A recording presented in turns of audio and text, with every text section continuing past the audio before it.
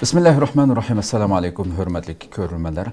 İslam və Biz proqramımızın 165-ci saniyyə görüşünlərini qarşı alımız. Mən Abdullah Yalqın.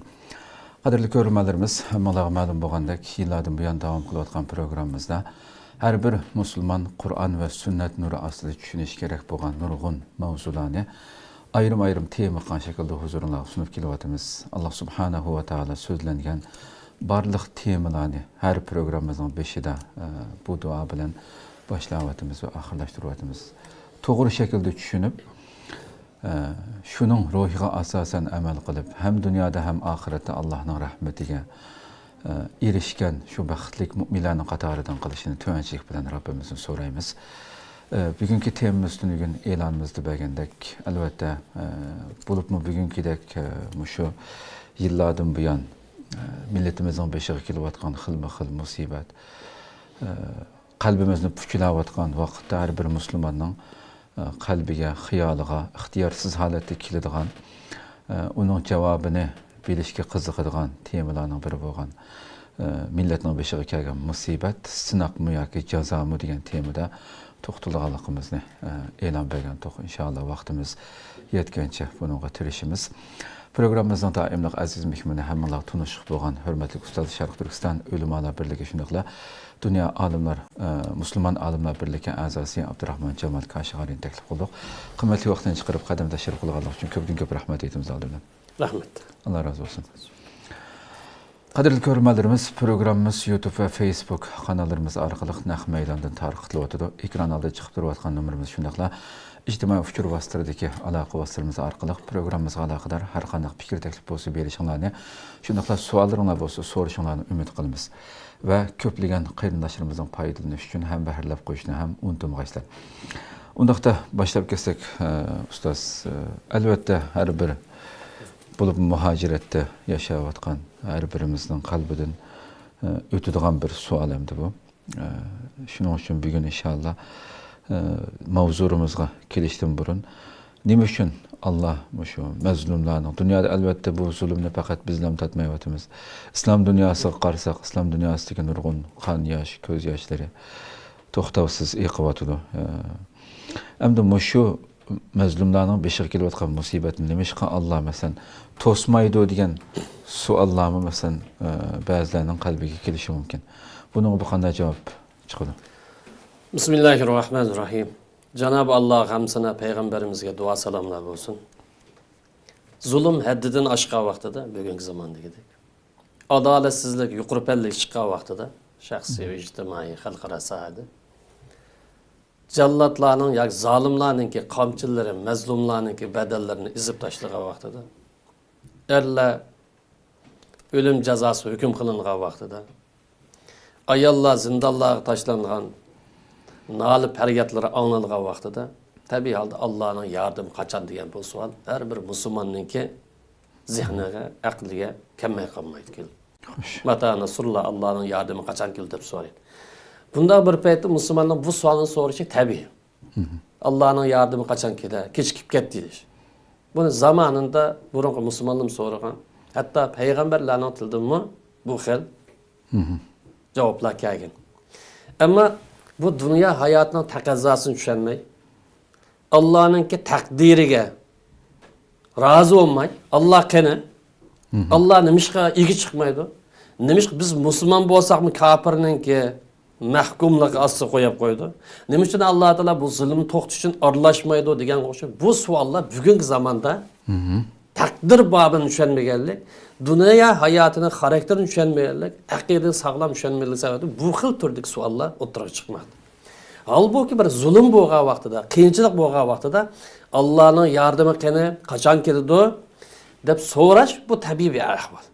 Bunda bir sual so'rag'a vaxtda her bir Müslümanga imanını kuchlantirish, Allah bilan bo'lgan munosabatini yaxshilash ve vaqt uzrab kelsin Allah'ın yardımından çokum kildiganligini bisharat berish bu to'g'ri bir usul.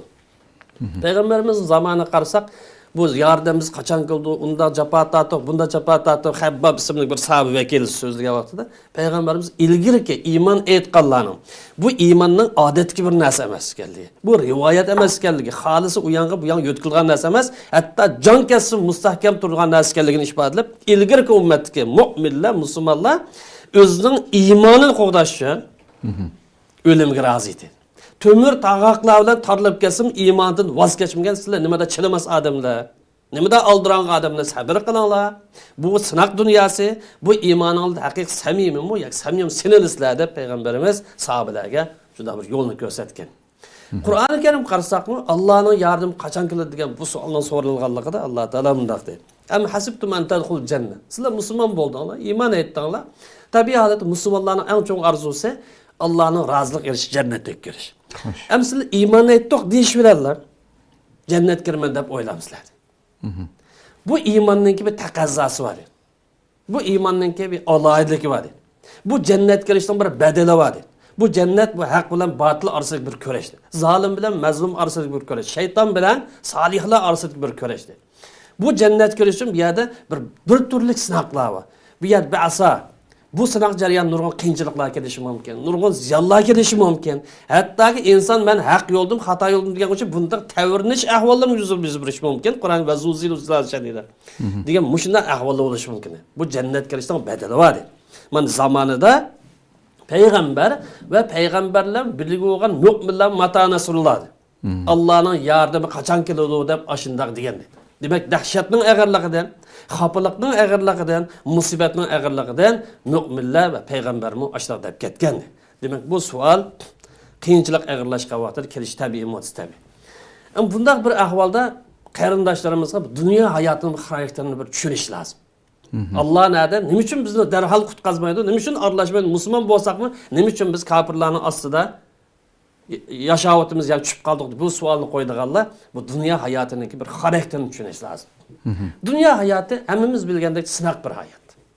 Allah Teala bu dünya hayatını hiç kadar bir xafalıksız, kıyınçılıksız, rahat, paragat kilip gitsizler.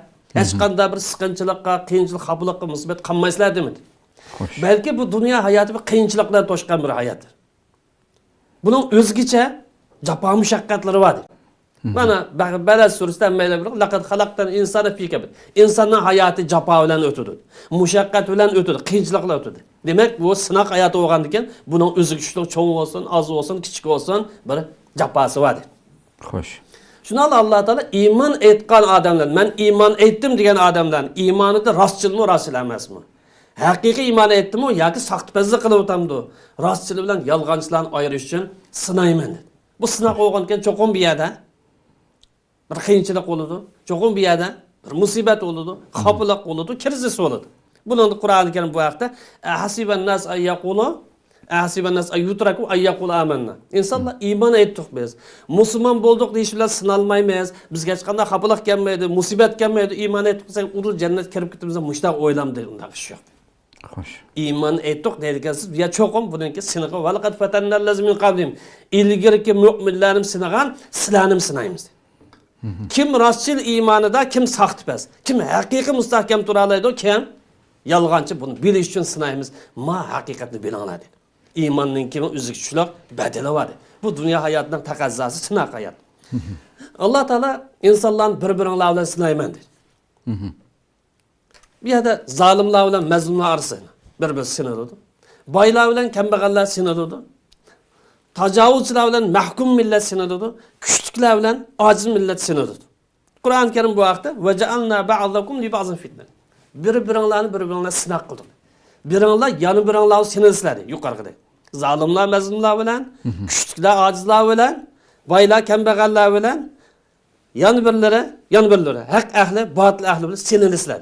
Oyatning ki oxirida ko'rsat afala tasbirun.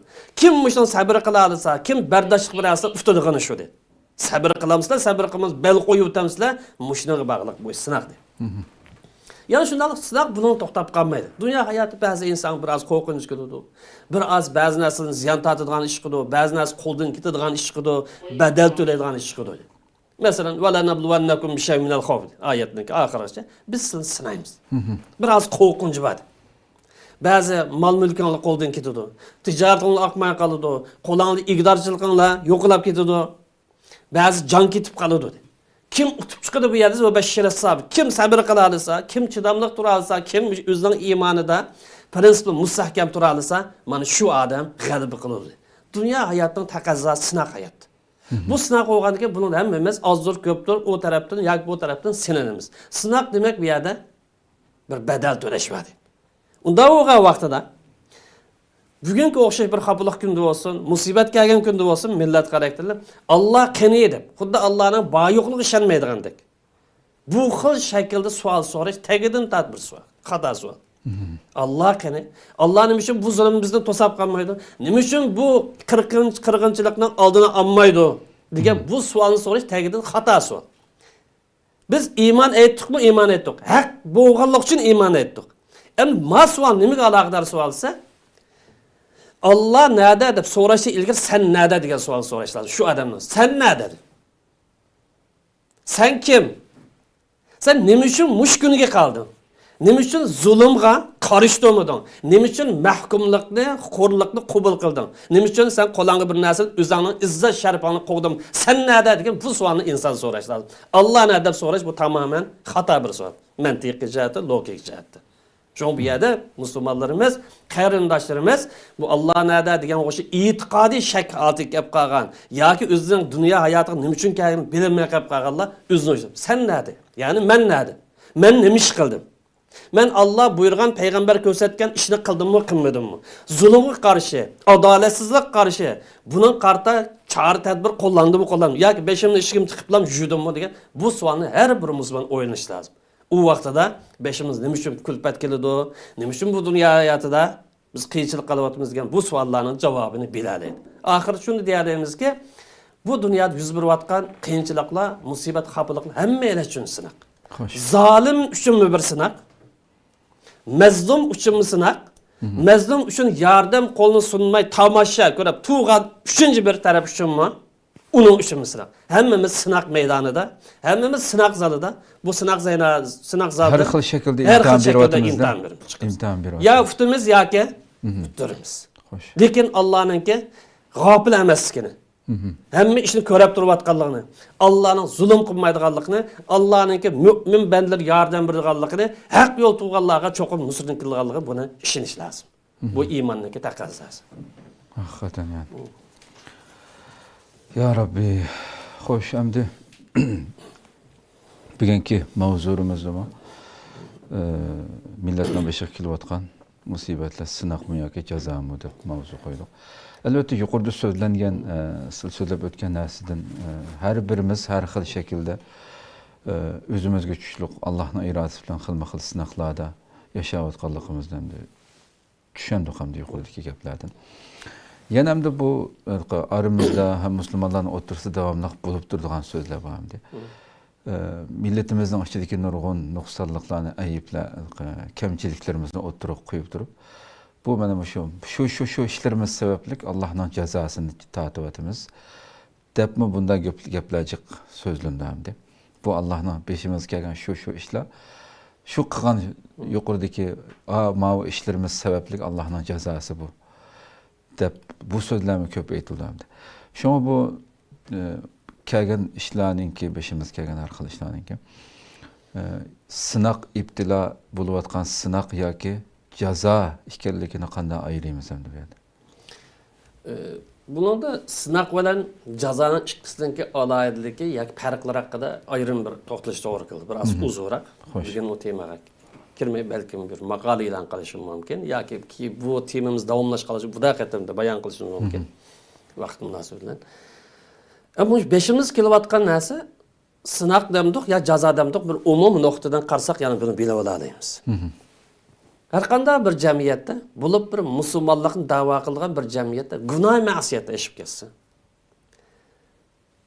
bo'linish, parchalanish avjagan bo'lsa, xoinlik, sotqinlik bazo topgan bo'lsa va har turli axloqiy illat kirsiz avjagan bo'lsa, bunday bir jamiyatga Allohniki jazosi tushmay qolmaydi. Bu Allohning jazosi tushgan vaqtida yaxshinimi, yomonimi o'sishiga olib ketadi. Hammalarning teng keladi bu jazo. Gerçi 30% adam cinayet işleyen, 30% adam hainlik kıygan, satqullik kıygan, zina, fahişe, xiroyan, uçma, bütün balay musibet 30% insan tergan bolsun mu? 70% insan normal özüne altı ötken bolsun mu? 70% adam belki bu işten koşulup cazası uçurap gider. Ular mesuliyetini ada kılanmasa. 70% adam 30%'ni ada kılmagan bolsa, kontrol kılanmagan bolsa, bunun aldını almagan bolsa, o yaxşı etem degen bilen o mu jaza uçkay. Çünkü Kur'an-ı Kerim bu yani mening nemişim, ular bilan mening nemişim dep özünün hayatını yaşamaydı. O diyemeydi. Çünkü Kur'an-ı Kerim enak bir yerde bayanı. Vettaqu fitneten la tusibennellezin zalamu minkum khassa. Faqatlam zalimlarga, cinayetçilerge, günahkarlarga, naçar adamlar bilan çekilinip kalmaydigan bir fitne pasatda saklananlar. Bir yerde bir fitnedir. Bu fitne ictimai bir fitne. Cemiyet karakterlik, millet karakterlik, devlet karakterlik bolduğan bir fitne. Cemiyet tügmeydigan. Mesela satqulluq, bölünüş, parçalanish, bir-birisini e'tirof qilmaslik degan o'xshash. Bunun hammasi fitna bo'lsa. Bu fitna yuz bergan vaqtda jamiyatga ta'sir ko'rsatdi, millatga ta'sir ko'rsatdi, davlat ta'sir ko'rsatdi. Mush fitna faqat kim qilgan bo'lsa shuni cheklanib qolmaydi. Qilib qolganni o'zini nima deymiz? Oyat bu yer zolim dedi, zolim. Bu zolim bilan to'xtab qolmaydi. Bu yerda uning aralashmagan yoki uningdan biraz çetelip kalmagan biguna adamlarımı muşninki qatarida jaza uçqaydı. Sebep nimelse onun sukut qilganligi, sebep nimesi aşı fitneninki, aşı musibetninki yoki aşı afetninki oldini olish uchun harakat qilmay qolib qolsa, yaxshi adamı muşu jazaga tang uçqaydı. Bu vaqtda Peygamberimizning nurg'un hadislar var. Mesela bu hadislardan bir misal alsak, Peygamberimiz shunday deydi. Fahişe medisina olsun ya ki başka bir naçar işler olup kalsın, umum bir hatalı olsa. Bir millette evcağın bolsa, aşkarı meydan çıkan bolsa, kenar tarqalgan bolup kalsa, bu millette ilgirki milletlerde başka milletlerde körülüp bakmagan afetler, kiseller meydan çıkışa başlayır. Bir millette iqtisadi illet, cazanxo'rlik o'xshash, uğurluq o'xshash, aldamchilik o'xshash, tarozi bilan o'ynashadigan o'xshash yoki birisi o'zining manfaati uchun boshqalarni xohlagancha zulm qiladigan, adolatsizlik qiladigan bunday ahvol avjag'an bo'lsa, bu yerda nima ish bo'ldi? Mustabidlik shakllanadi. Zolim hokimiyat shakllanadi. Hadisning oxirida esa qaysi bir jamiyat Allohga va Allohning payg'ambariga bergan va'dasiga amal qilmay qolib qolsa, yeni varsa, Allah'a peygamberi vergi versin yeni varsa, Allah Teala başka bir milletini bulan musallat kıldı. Yani bu milletini başkalarındaki mustemlik asıl düşürüp koydu dedi. Demek Allah'ın yolda mağmısan, peygamberinin körsetmesi boyunca mağmısan, seninki tatılgan cazayın demediyse, başka bir milletninki, tacavuzcu, zalim bir milletninki kol asıl düşüp kaldı sen. Kolağındaki bay imkaniyet yoktu koysan dedi. Bu benim sözümüz, peygamberimizin sözü. Sallallahu aleyhi ve sellem başka bir düşmanını ularga igi qilib qo'ydi. Nemish qaz Allohning yo'lida mans to'g'ri yo'lda mangdi. Allohning payg'ambarining yo'lida mangsa izzat sharfi bilan yashaydi. İzzat sharfi bilan yashaydi. Bu ilm ma'rifatli atlanadi. O'zining hokimiyati o'z ega bo'ladi. Demak, bu yerda sog'lom bir yo'l, to'g'ri bir yo'lni qilmaganlik uchun, nafsiy xohishlik berilganlik uchun hidoyat yo'ldan chetnab, satqullik, xoinlik, bo'linish hammasi nimasiz? Nafsiy xohish berilganlik. Bir yerde mahkumluk çıkıp kalırsın. İçtimai kanuniyetimiz Peygamberimiz sözü, içtimai kanuniyet. Yani Peygamberimiz hadisinin ahirinde, sözünün ahirinde, qaysi bir cemiyette hakimleri adalet bilen hüküm sürmese, Allah'ın ve Peygamberinin körsetmesi boyunca hakimiyet yürgüzmeye kapıp kalsa, bulan için içki uruş, içki tokunuş yüz verdi. Aktağlık, kartağlık ya ki Raşid Han Hoca yoki badavlat va hokazo bizning tariximizda bundan misollar chiq. Nimish bu ishki to'qinish, ishki qurolliq, ishki qonliq urush nima yuz berdi bo'lsa, hokimiyatningki zolimligidan, adolatsizlikdan yuz berdi deydi. Bu buning o'xshash payg'ambarimizningki nechalig'an aniq bayonlari va Qur'oni Karimda bu vaqtda bu nechalig'an ko'rsatmalar bor. Bu misol tariqasida ikki bir oyat bir hadis ko'payamiz. Am buning asosan bir jamiyatda nachar ishlar yaman illetler evcasa, bu naçar işlerini yaman illetlerden tüzdiğen, ıslah kıldığın bir ekim, millet karakterlik, kollektif karakterlik şekillenmeye kapkasa, o yeki üye bir yetkili küpay kılmayın. kollektiv karakterli kupaylanmay qolib qolsa, u vaqtda bu jamiyat kelgan musibat, xafalıq hammalarni tang o'sish yapmoqda. Masalan, bizning vatanimizni misol qilaylik. Manchava deymiz. Buningda bir shaharda islohot olib berildi. Qag'a yer qarsak hammasi islohot yo'q. O'zining nachar holi bilan, xato urf-odatlari bilan, xato qilmishlar, gunoh ma'siyat cho'mib ketgan, sotqinlik, xoinlik, bo'linish degandek. Qag'ini idora qila olamiz, idora qilib. Kollektiv shaklda hamma yerda islohot chiqish lozim. Hamma yerda o'zini isloh qilish va boshqani isloh qilish bu aqim shakllanmay qolib qolsa, bu xafalıq hammalarni takkul. Chunki payg'ambar alayhissalom la ta'muranna bil ma'ruf aw la tanhawunna an munkar. Sizlar ijtimoiy islohot. Amr ma'rufdan maqsad ijtimoiy islohot, siyosiy islohot va boshqa islohot. Demak, qandaqligi bir yaxshi bo'lib qolsa, uni qilsizlar, yomon ish bo'lib qolsa, uning oldini olasizlar. Agar sizlar bu ishni qilmay qolib qolsangiz, Alloh taolo sizlarga umumimizlik baloyi ofatni berdi. Umumimizlik beshinglarga balo keladi. Duo qilsanglarmi, sizlar sababini qilmaganlik uchun, amr ma'rufdan iborat eng cho'ng bir farz hal qilganliklar uchun duoyinglar ijobat bo'lmaydi. Biz buni mush kunni beşimizden keçirip tamlıqsı keçirip. Emri ma'ruf yok. Yani cemiyetini ıslah qilish uchun bedel to'lash, vaqt chiqarish, pul chiqarish, fikr chiqarish, aql chiqarish, barliq imkoni chiqarish, yani mas'uliyat ruhi yok. Çoğunda kichikda hammasi. Bu bo'lmay qolib qolsa, endi bir xato bo'lib qolsa, yani aniq oshkor bir xato bo'lib qolsa, uning taqobil turilmasa, o fitna fasodni, u nachar ish taqobil turilmay qolib qolsa, bu millatga nima yog'di desa, iqoba min hadis. Allah tarafından jazo ketishini yaqin. Bu vaqtida, bu jazo kelgan vaqtida duo qilsanglarmi, sizlar ish qilmagandikin, sababini qilmagandikin, mas'uliyatsizlik qilgan, onsizlik qilganlik uchun duoyinglar qabul bo'lmaydi. Demak, aqlinglarni tepinglar, hushinglarni tepinglar deydi. Endi bu yuqorqi dalillarga asosan biz hozirgi o'zimizniki ahvoliga, yurtimizga, vatanimizga bir tadbiqlab boqaylik. Qisqacha.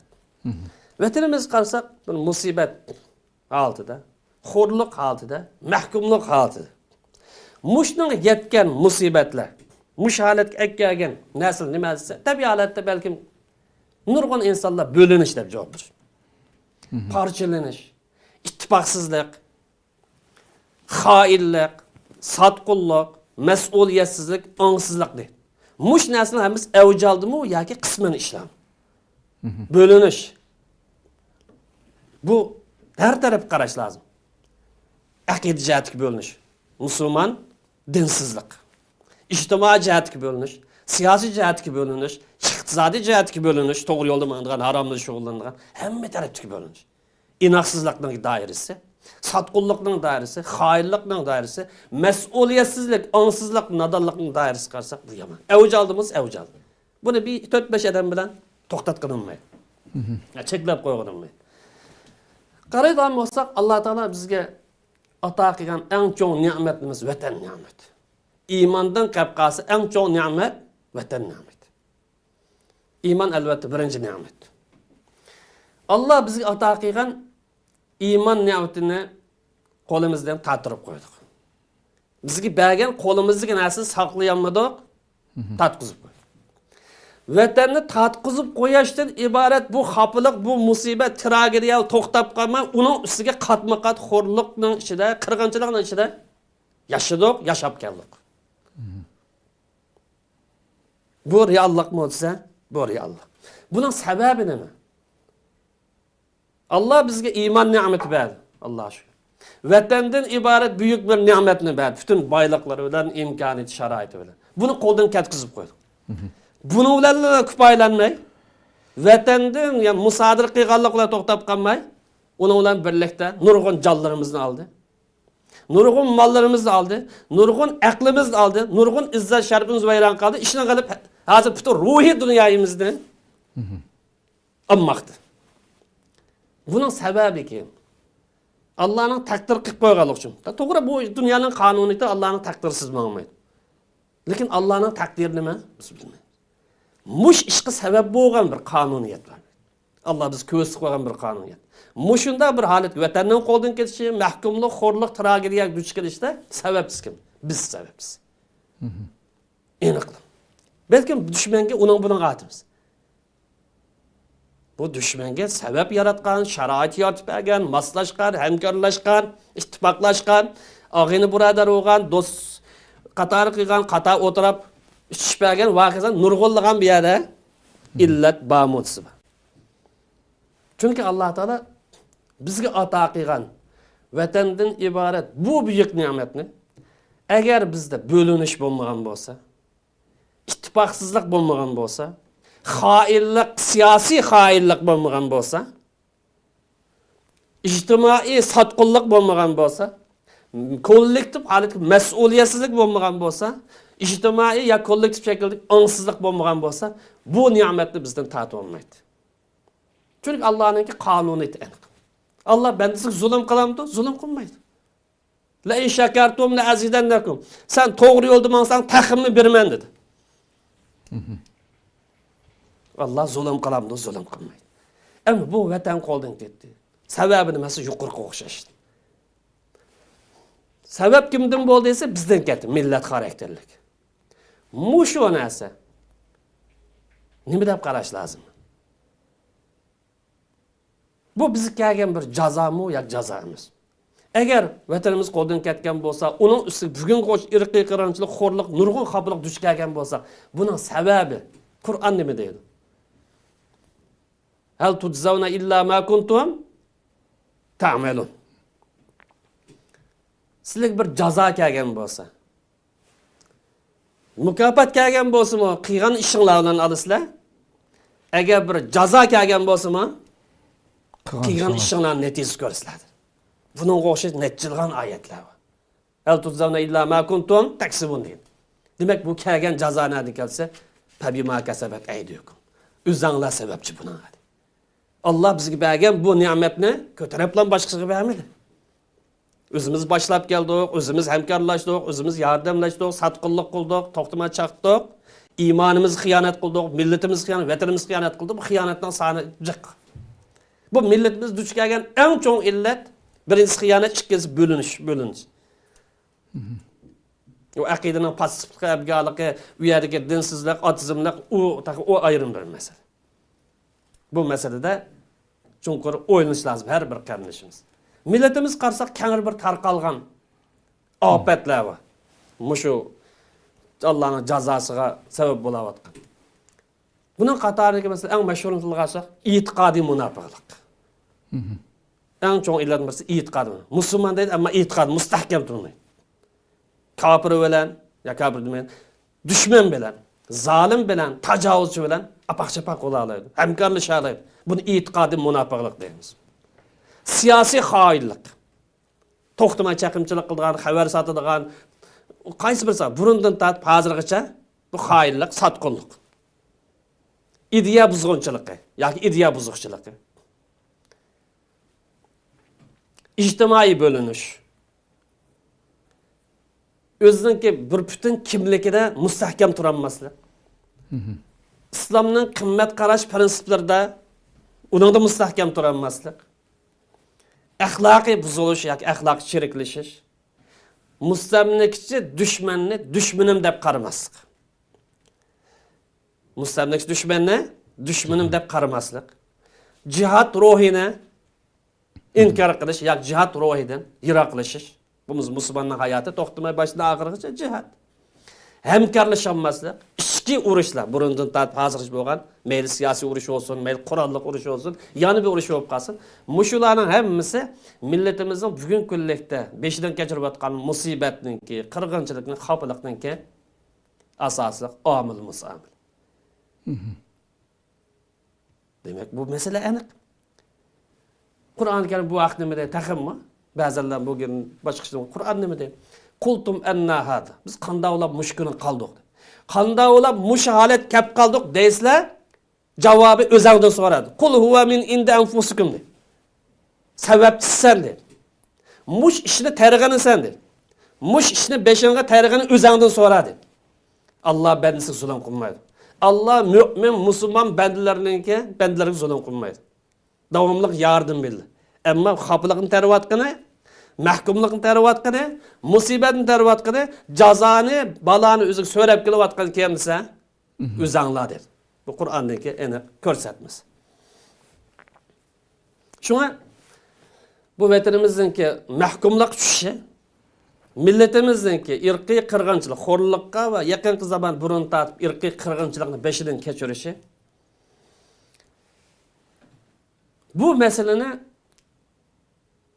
normal qilib aytsak sinoq deb to'kdimiz. İptilar. Menimcha buni sinoq degandan bakrak qilgan ishlarimizningki. Qilgan ishlarning natijasi. Ya'ni qilgan ishimizning bo'lsa islomning qimmat qarashida ko'rsatmalarida amal qildik biz, amal qilmadik. Xoinlikni uchiga chiqishga eng terror. Ma bizning millat xoinlikni men aniq bilmayman, statistikasi. Persani sundirib qolib qolsa 5-10% yetib qoladi. Balkim ba'zilarning farzida uningda mijiq deydi. Millat eng cho'ng illat sotqinlik va millat. İslamning ko'rsatmasiga amal qilmaslik, siyosiy xoinlik, ittifoqsizlik sababidan kelgan jazo, bala, musibat, xafalık desak, sinoq deb o'tib ketgandir. Menimcha bu uyg'urroq bo'lishi mumkin. Xo'sh. Sinoq deb o'tmak oson. To'g'ri, Alloh taolo bu dunyo hayotini liyabluvakum ayyukum ahsanu amala sinoq deb yaratdi. Sinoq. Bu bizning hayotimiz 2 asr mobaynida oldi keyin o'la. Neç qatim ko'rashlar bo'ldi, neç qatim jihad bo'ldi, neç qatim mujadil bo'ldi, oldi keyin. Ammo millat xarakterlik bir uyg'unish, millat xarakterlik mas'uliyat tuyg'usi, millat xarakterlik ongli qo'yish, millat xarakterlik davlat hukmi shakllanmadi. Demak, bu yer mas'uliyat ya'ni kimda bo'lsa, men millatni o'zi bor. O'zining liderlarini qadrlamadi. O'zininki yetakchilarni himoya qilolmadi bu millat. Olimlarni himoya qilolmadi bu millat. Neticede bo'lgan ahvol bu. Demak, bu yuqorqi islomning ko'rsatmasiga amal qilmasak, siyosiy xoinlik, ijtimoiy bo'linish eng cho'ng mushxabliqniki, musibatniki yoki jazo qilishimizniki bu sabab. Yana degan vaqtimizda bir millatningki jazoga duchga sabab bo'lgan eng cho'ng illat, eng cho'ng gunoh nima degan bir savol chiqadi. Bir millatning, bir jamiyatningki jazoga Allohning jazosi chiqishning eng cho'ng sababi yoki eng cho'ng gunohimisi birlarining o'zininki shaxsiy amalligi va shaxsiy manfaatidan ijtimoiy mas'uliyatdan qochishi. Ma bizning millatga eng cho'ng illat, eng cho'ng gunoh shaxsiy amalligini o'zining shaxsiy manfaatidan ijtimoiy siyosiy xarakterdagi mas'uliyatdan qochish. En çok sebep var. Özünün şahsi menfaati, şahsi amallığında mesuliyetten kaçış, zulümge sükut kılış. İctimai, siyasi zulümge sükut kılış. Ne için kaçıdı o dese? Şahsi menfaat. Şahsi menfaat. Zulümü ne için karıştırmayız? Şahsi menfaat. Tacavuz için düşman dep qarayanmaslik. Mustamlikaga qarshi turishni bir iymoniy farz deb qarayanmaslik. Bu eng cho'ng sabab.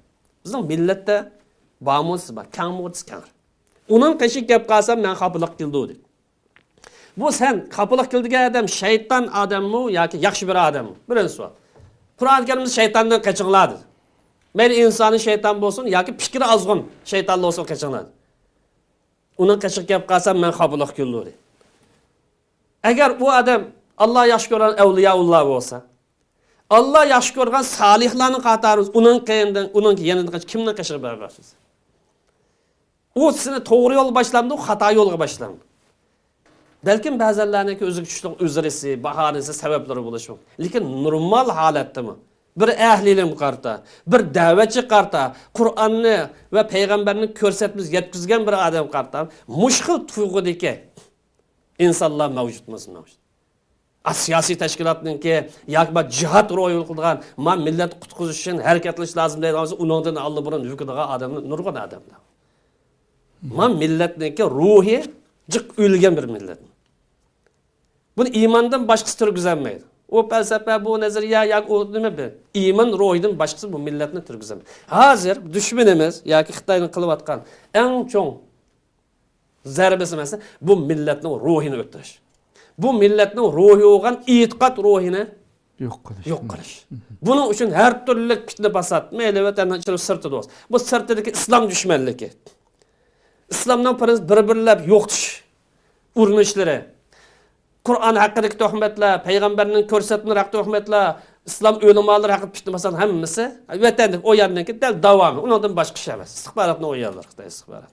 Gerçi onunki teşrik zibzinatlar nima deyishdan qat'iy nazar. Bu millet müşahadat. Demek bir milletninki cemiyet karakterlik musibatga, afat, jazo duch kelish sababi shaxsiy amalligi va shaxsiy manfaatini zulmga sukut qilish. Agar shaxsiy zulm bo'lsa, birisi mellalab olgan bo'lsa, ko'pincha uni sukut qilmaydi. Lekin ijtimoiy zulm, millatning hammasiga munosabatlik, siyosiy zulm, buning kelgancha sukut qilish va o'zining dushmanini toniyanmaslik va bu bizga duch kelgan xafalıqdaki asası tügünü aşır. Şuna milletimiz millet karakterlik İslam'ını qaytadan bir düşenmesi, sağlam İslam'ın ruhini düşenmesi, bir bütün kimlik asasıda İslami milli kimlik birleştirip hareket kılması, düşman setilgan hayırlık illetlerinin qaysi taraftan bo'lsa bundan qutulması, bölünüş sebep bo'lgan hareket kılmış ideya, fikirden, gerçi bazar tapgan bo'lsa, başka undan vaz kechmasa, ilim ma'rifat atılınıp her türlü seviyesini, iktidarın, imkaniyetini aşılmaya kalsa, sebep netice uygun halette hareket kılmasa, endi zalimning zulmü karşı duruşunu bu imanның taqazzası, aqidening taqazzası bu ruh kelmeye kalsa, bu millet hazırki bu xafalıqdan, bu musibetten aldırıp çıkamaydı. Ama ümmetini üzmeyemiz. Yolmuş şu. Millet kaçalı ki imanını müstahkem tutarsa, fikrini ıslah kılarsa, dost düşman ufkumunu akid ro'yiga aylantiralsa, bu vatan meselesiga mücadele qilishning bu imanning taqazzası ekanligini tushunib yetsa, u vaqtida bu millatda yani ümmet var. Bunun yolu hem umumiylik millet ıslah qilish lazım. Akidi ıslah qilish lazım, fikrini ıslah qilish lazım, ibadetlerini ıslah qilish lazım, dünya qarshi ıslah qilish lazım. Allah tarafı qarab özünü bir muhasebe edish lazım. Özünü bir tekshirish lazım. Mana shu vaqt bu millet natija tapalaydi. Çünkü Kur'an-ı Kerim bu vaqtda ve tubu ilallah cemiyen eyyuhal mu'minuna leallekum tuflihun. Galbi qılaysan umumizlik, millet karakterlik hemmani tövbe qılinglar. Hemmani umumizlik özаңлыны tekshiringlar. Hemmani umumizlik özаңлыны ıslah qılinglar. Bu menimcha bu meselenin davet doktorumni tushunib yetadigan. Belki bunun qo'shimcha nima uchun Alloh taolo bu yomonlikni dunyoga yaratgan, nima uchun shuncha bo'lib biz musulmon tursaqmi, kafir tursaqmi uni ustun qilib qo'ydi degandek bunda bir qism suallar, bir qism belki farazlar ya şu bir bo'lishi mumkin. Buni Allah ömür bersa boshqa bir programmada to'xtatib o'tamiz. Bo'ldi. Ko'pdan ko'p rahmat. Deymizlar haqiqatan bu so'zlarni ham bo'lib o'tmaslik uchun gap qilmadim, so'zni bo'lmaslik uchun. Yani har qanday odamningki normalda musulmonlarning zihniga kelishi tabiiy bo'lgan savollar aslida vaqtimiz yetgan bo'lsa, uni bugun so'raydim. Shuncha bola masalan musulmonning ichidagi biz musulmon bir cemiyet. Bizning ichimizdagi hattoki sukut qilgan bo'lsa, yaxshi ishlar musulmonlar jamiyatida albatta Allohni rozi qiladigan nurg'un ishlar bor. Ammo bizda nima bo'lmasin oz bo'lsin ba'da hamda musulmonlar jamiyatida yaxshi ishlar, Alloh rozi bo'ladigan ishlar. Qarshi tarafdagi hamda masalan umumiy dunyoga qarasa masalan hech qanday butun harom, butun jinoyat, butun hamma ishlar bo'layotgan bir jamiyatda Müslümanlar tatqan narsani nemishqa tatmaydi deb ikkisini selishtiradigan ishlarmi tabiiyki bu savollarimiz zihniga kelmay qolmaydi insonning. Qarshimizdagi masalan dushmanimiz deyli yoki bu dinga e'tiqod qilmaydigan, haq din bo'lgan bu islomga e'tiqod qilmaydigan jamiyatdagi kishilarniki yoki hokimiyatning bugungi ko'rinishda masalan shundoq tinch rohat farog'at yashaganda ko'rinishtirnimi musulmonlar jamiyatiga selishtirib, ya'ni nemishqa bundoq bo'ldi deb suallar kelishi mumkin. Buni inshaalloh bir to'xtalaydi mencha. Bugun inshaalloh to'xtatsak. Xayr, unda bo'lsa qadrli ko'ruvchilarimiz, shuna qilib bugungi sonimizni inshaalloh oxirlashtiramiz. Alloh haqiqiy shaklda yuqorida so'zlab o'tilgandek nurg'un sohalarda biz nurg'un programmalarımızda to'xtalyapmiz. İçimizdeki hatta realligimizga nazar programmamizda mubashshir mazmunlarni to'xtaldik. Umumiy jihatdan beshimizni tortib atgan, hatto bugungi holatimizda so'zlab o'tirishning hojati yo'q. Har birimizning yuragi puchlangan shaklda o'zimizning tuqqanlarga, urug' tuqqanlarga telefon qilib xohlaganda qanday ahvoling deyishdimi mahrum qilingan bir millet bulup yaşavatımız, dünyanın en terakki qilgan dövlətində yaşavatqan bolsaqmı, şunçilik bir hukuk bu milletning köpüncüsünün qulida yo'q yani. Aşında bir musibetni tatıvatımız, hemmimiz yürükümüzdekini bilimiz. Şuna biz özümüzni oңşashqa kerak bo'lgan behçiq sahalar va her birimiz her sahadaki kişiler haqiqiy jihatda Allah'ның bizden talep qilgan derecede mas'uliyetimizni ado qilib Allohga haqiqiy qaytmasak, özümüzge qaytmasak, nurg'un masalalarimizniki özüm piş ağzım çöş. Ben hiç qanday narsamni özümni özgertmeyman, ama sen bana qalbini, bana erkinlikni, bana hukukni bersen deb uşuqlik qilolmaymiz Allohga. Biz aldı bilan shuningga loyiq bo'lishimiz kerakki, shu Allohning rahmatiga, shu erkinlikka, shu hurlikka loyiq bo'ladigan darajada tirishchanlik, harakat qilgan vaqtimizda andin u Allohninki nusratiga, yordamiga erishganligimizni hech bir zaman unutmasligimiz kerak. Rabbim hammamizni shuningga muyassar qilsin. Shu tirishchanlikning ustida mangadiganlardan qilsin. Allah ömür bəsi aldığımızdaki sandı görüşükçe aman boğayslar. Assalamu alaikum ve rahmetullahi ta'ala ve barakatuhu.